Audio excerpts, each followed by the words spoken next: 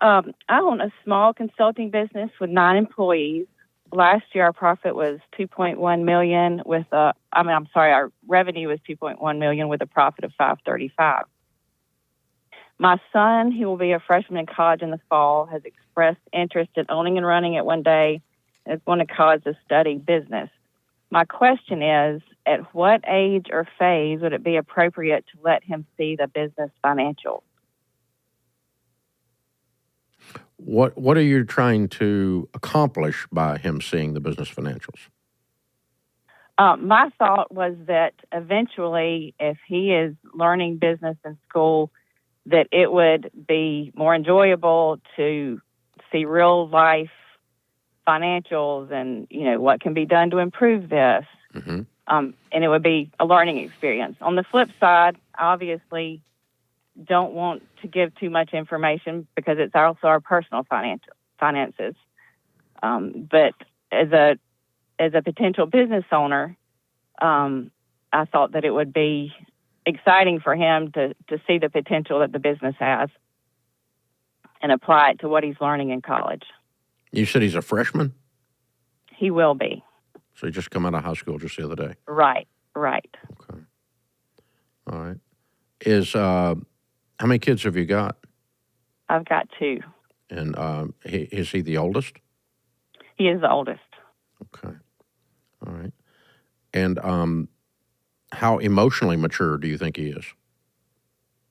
He is very emotionally mature, but we live well beyond our means, so I don't know if that would be too much information to give him. Until later. Wait a minute, you said you live well beyond your means? Below your means. Okay. Below our means. Okay. All right. So I think it would be a lot for him to wrap his head around.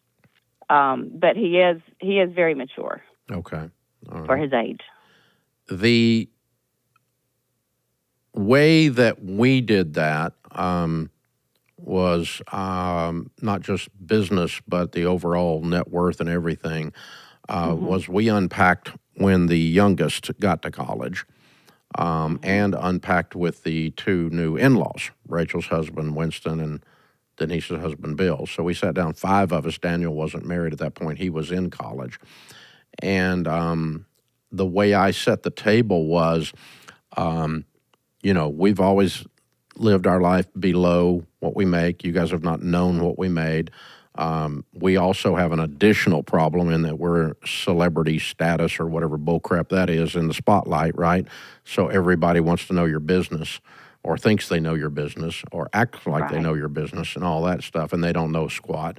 But, that kind of stuff, right? So that's an added component. But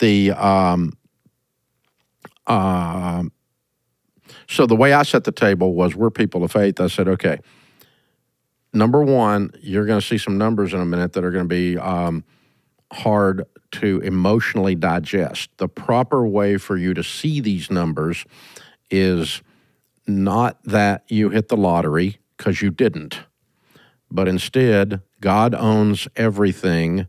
As for me and my house, we serve the Lord. And so God owns all this, and someday it's going to be your responsibility to manage it, or if you come into the business, to manage it in that way as well. But these assets, this net worth, this amount of money, is if you choose to take the responsibility to be a steward for the Lord, to manage this money for Him, that you're going to see this as a responsibility. You're not going to see this as, woohoo, I just hit the lottery, the DNA lottery. And to their credit, having set the table that way their whole life and having reset it that night together, they were very somber and almost a little bit worrisome that was going to be a heavy thing to carry. Right. Instead of like, oh God, I can go spend money. I can go get a car. This is going to be great. Mom and Dad are rich. It was none of that. Okay. It was quite the opposite. But that had to do with spiritual maturity, emotional maturity, how they were raised, and we set the table that way. Okay. So, that night as we unpacked it, and then their eyes were rather large. They're like, holy crap. Well, I mean, you've been taking nice Right. vacations, boys and girls. I mean, you had to know that was coming from somewhere. So, but no, so your son may have a little bit of that, but so I would set the table with him of number one, I think this will be interesting to you as you're studying business. By the way, his first year in college, he's not going to study any of this. Right. Right. Okay, so So you might be a year early is on this you know, discussion. Is it? I was thinking that now is too early, but Yeah, but do when I he, wait you know, until his he's working sophomore in the year will be business fine. so you think it would be I'm fine. I'm okay fine while he's in school. college? Yeah, but I'm going to set the not table. wait until he's working in the business. I'm just going to say, okay, it's very important that this is super confidential. Oh, by the way, I did say that too. Right. You can't talk about this to anyone ever. Right. Except to each other. The people at this table are the ones that can talk about it. That's it. Nobody else. Because people other people cannot avoid envy and jealousy when they think they know something. And so, it's like no one should ever, start hearing all that stuff. So, okay. So anyway, I would set the table and say, in the name of you learning business, I think this would be interesting. It has to be super confidential.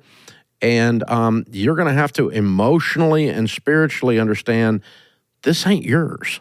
It's mine. Right. And you have no rights to it just because I'm telling you about it.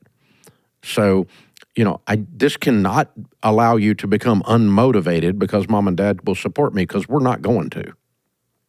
Correct. You still got to go get your grades. You still got to have work ethic. You still got to do all of that. And if you want to work in this business, you got to be twice as good as everybody else that works here, because you're not going to be respected. Otherwise, they're going to think you're a doofus child that got the job. Correct. And so you've got to work. You got to lay all that out and then do it. But if you just splash it out there, you do run the risk of a 20-year-old not emotionally grasping this or coming to wrong conclusions because of it. Right. But I think you just preempt those wrong conclusions and go, I'm concerned about doing this, but I'm going to do it anyway.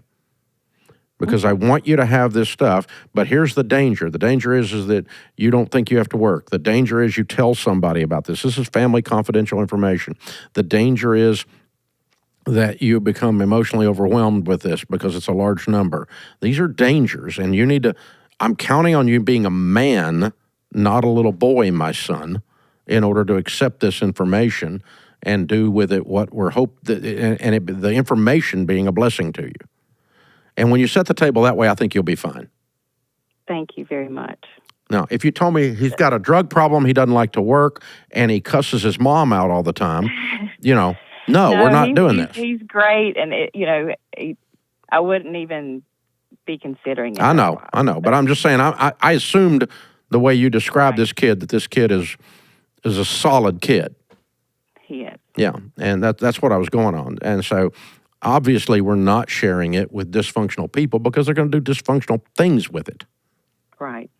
The information, and come to dysfunctional conclusions. And so that's the thing. So it's kind of like, if you want to take it weird, it's like sometimes when people hit the lottery, they don't tell anybody because of their family. Right. It's that kind of thing. So that's what you've got to be careful of. But yeah, I think it's good training, spiritually, emotionally, mathematically, business acumen. All of that is good training, and it's worked out well for the Ramseys. We haven't had any major upheavals with that, and it's a wonderful question, by the way. And congratulations on all your success. You got great margins in your business, and sounds like you're running a wonderful, wonderful thing. Very proud of you. Good stuff.